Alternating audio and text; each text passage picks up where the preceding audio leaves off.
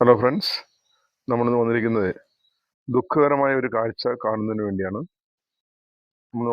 ദുഃഖകരമായ ഒരു കാഴ്ചയാണ് ഇവിടെ ഉള്ളത്. പല കൃഷിക്കാരുടെ ഏറ്റവും വലിയ പ്രതിസന്ധി വന്യമൃഗശല്യമാണെന്ന്. വന്യമൃഗശല്യം എന്ന് പറഞ്ഞാൽ നമുക്ക് കാണാൻ സാധിക്കും, ആനയുടെ ആക്രമണം മൂലം ആന നല്ല തോട്ടത്തിൽ കയറിയിട്ട് അവിടെയുള്ള വാഴയും കാപ്പിയും എല്ലാം ചവിട്ടി മെതിച്ച് നശിപ്പിച്ചിട്ട് രംഗമാണ് കണ്ടുകൊണ്ടിരിക്കുന്നത്. വളരെ ദയനീയമായ രംഗമാണ്.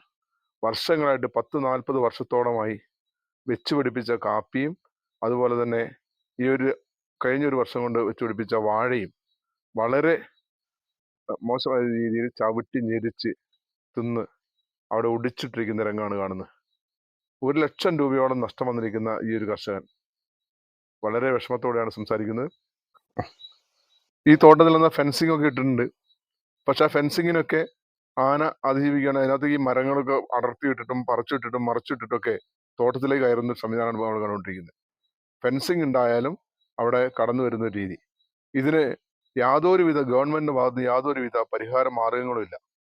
കൃഷിക്കാരനിവിടെ ഈ രീതിയിൽ ബുദ്ധിമുട്ടുന്ന സമയത്ത് നശിപ്പിക്കപ്പെട്ട ഈ വാഴകൾക്കോ അല്ലെങ്കിൽ മറ്റ് കാർഷിക ആദായങ്ങൾക്കോ, കാപ്പിക്കോ, കുരുമുളകിനോ, തെങ്ങൊക്കെ ഞെരിച്ചിട്ടിരിക്കുന്ന രംഗം നിങ്ങൾ മുമ്പ് കണ്ടു. തെങ്ങൊക്കെ ഒടിച്ച് പറിച്ച് കളഞ്ഞിരിക്കുകയാണ്. 10, 20,